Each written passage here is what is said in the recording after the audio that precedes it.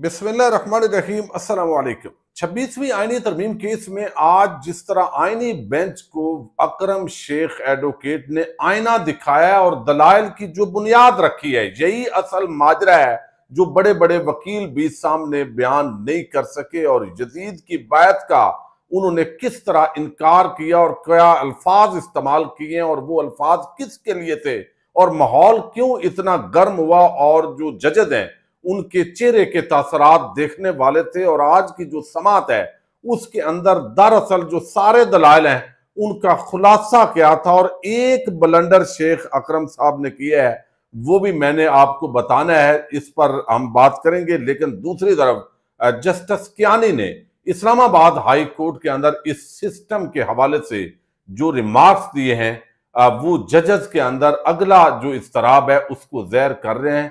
दो इन समातों का अहवाल आपके सामने रखना है। पाक व्यूज को आप सब्सक्राइब करें, वीडियो को लाइक करें, कमेंट करें ताकि ज्यादा से ज्यादा लोगों तक इसकी रीच जो है वो पहुंच सके।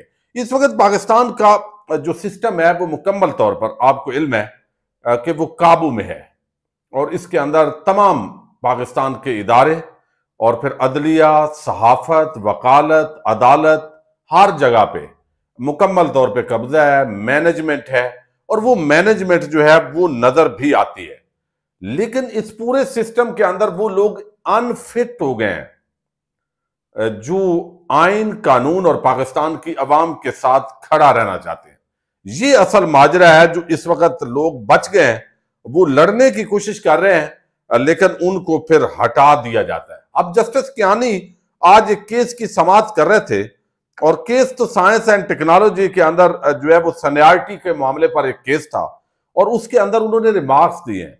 रिमार्क्स बड़े आम है। अगर हाई कोर्ट और सुप्रीम कोर्ट के जजेस इस सिस्टम के आगे इतने बेबस दिखाई दे रहे हैं तो आप अंदाजा कर सकते हैं कि आम आदमी जो है उनके अहवाल क्या होंगे।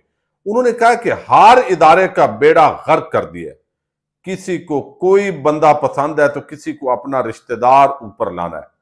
जिस भी इदारे में सीनियरिटी डिस्टर्ब की है वहां हार मसाइल पैदा हुए हैं। गलतियों की कोई सजा नहीं होती, बदनीयती की सजा होती है।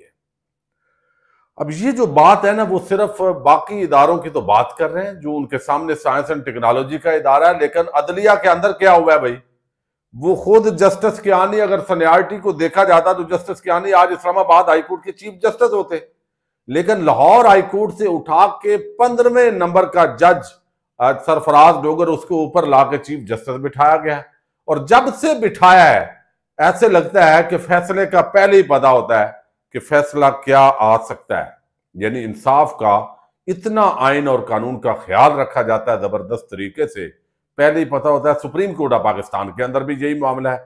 अब वहां पे 26वीं आईनी तरमीम ये हुकूमत जो लेकर आई है, अब उसकी बुनियाद क्या है? बुनियाद दरअसल आज जिन अल्फाज के अंदर जो शेख अकरम है, वकास अकरम मुंह से निकलता है, ये बूरे वाला विहाड़ी से ताल्लुक रखते हैं। शेख अकरम ये नवाज शरीफ के वकील रहे हैं और ये बड़े पुराने यानी सीनियर जो वकला हैं सुप्रीम कोर्ट के, उनका जो है वो इनका ताल्लुक उनसे है।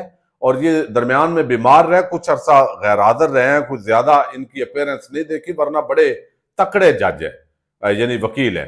अब इन्होंने जो आज बात की है ना, यही असल बात हामिद खान भी नहीं समझा सके और दूसरे भी। और बाकी समझाने के बाद क्या अब आईनी बेंच को जो आईना दिखाया गया है वो समझ जाएंगे या उनकी पहले समझदारी खराब है, उनको पता नहीं है कि मसला क्या है? नहीं, वो समझेंगे फिर भी नहीं। लेकिन दलाइल के हिसाब से देखना होता है कि रिकॉर्ड के अंदर वो चीजें आए जो आज लाइव मनाजर थे और फिर जजेस के चेहरे देखने वाले थे। जो असल जड़ है उसकी तरफ नहीं आया जा रहा। अब 26वीं आईनी तरमीम आ गई, आईनी बेंच बन गया, फिर जो है वो उसके अंदर जो सीनियर जजेस हैं उनको साइड पे करके और जजेस आईनी बेंच में ले आए और जितने आम मामलात हैं वो आईनी बेंच में जा रहे हैं। अभी जो 27वीं आईनी तरमीम की तैयारियां हैं अगले चंद हफ्तों में तवक्को है कि वो आ जाएगी और उसके अंदर तो आईनी अदालत ही अलहदा हो जाएगी, तो ये मामला भी हल हो जाएगा। लेकिन अभी इसकी भी समाअत नहीं हो रही।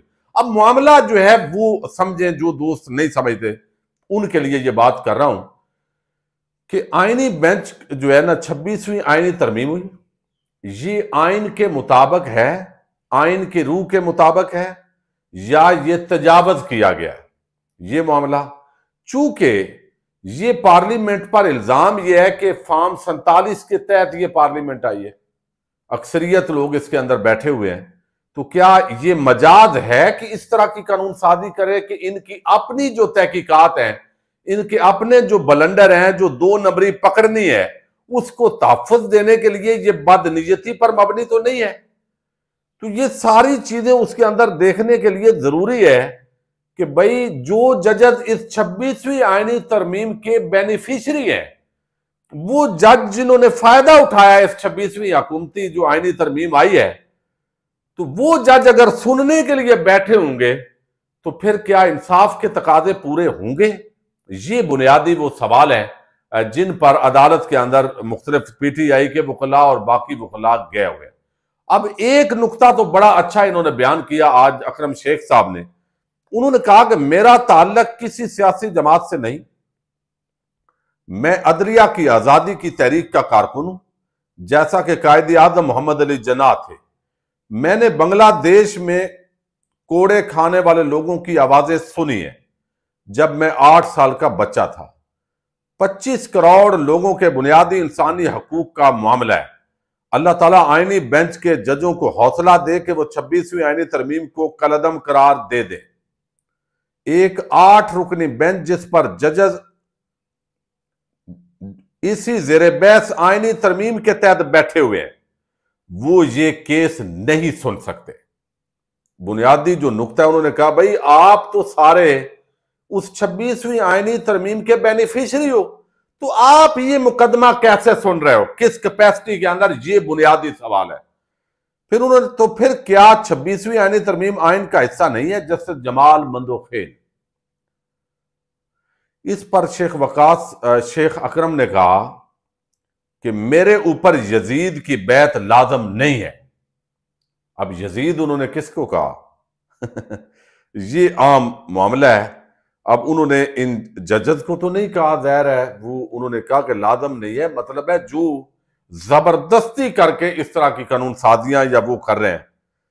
تو پہلے ججز نے کہا کہ آپ نہیں یہ یہاں پہ بات کر سکتے، چونکہ عابد زبیری سپریم کورٹ بار کی حیثیت سے وہ پہلے اس میں آ چکے ہیں، اور جو بات ہونی تھی وہ بات تو وہ کر چکے ہیں، تو اب آپ کیا بات کریں گے؟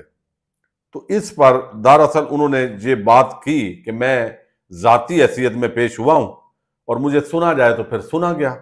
پھر انہوں نے کہا کہ میں نے جیسے آپ کو کہا، اکرم شیخ نے، انہوں نے کہا کہ مجھ پر تو یزید کی بیعت لازم نہیں ہے، حسین سے بھی دوستی، یزید کو بھی سلام، یہ میں نہیں کر سکتا۔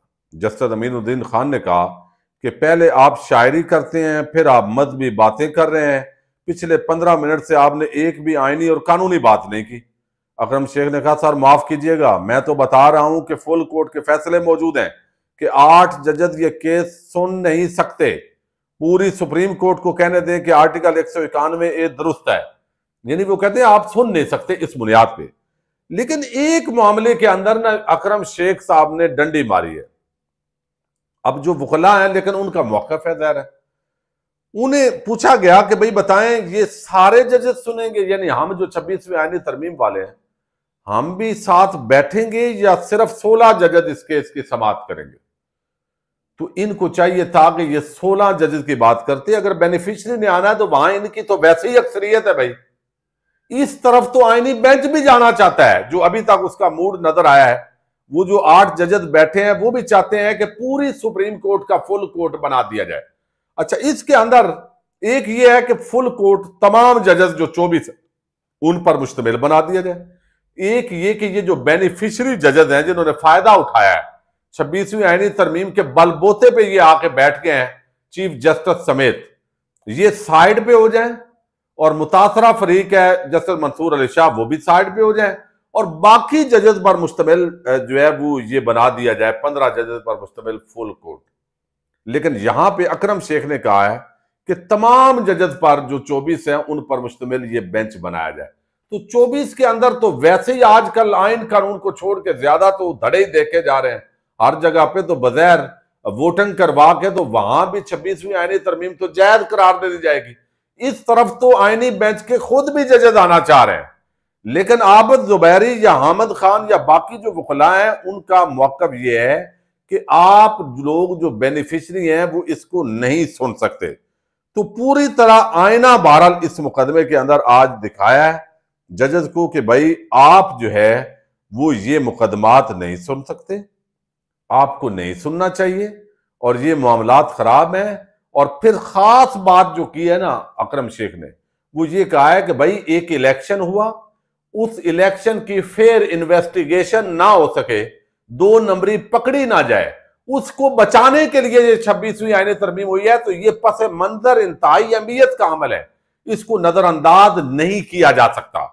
تو یہ بہت ہی عام سماعت ہے، نکات اس کے بہت سارے ہیں، لیکن میں نے عام اور جو بڑے نکات ہیں وہ آپ کے سامنے رکھے ہیں۔ اب کل تک اس کی سماعت ملتوی کر دی گئی ہے۔ درخواست گزار وکیل شبر رضا جو ہے وہ اب دلائل جاری رکھیں گے، اور کل دیکھتے ہیں اس پر کیا سماعت ہوتی ہے۔ یہ بڑی ڈیولپمنٹ ہے، ضرور آپ فیڈ بیک سے آگاہ کیجیے گا۔ پاکستان زندہ باد۔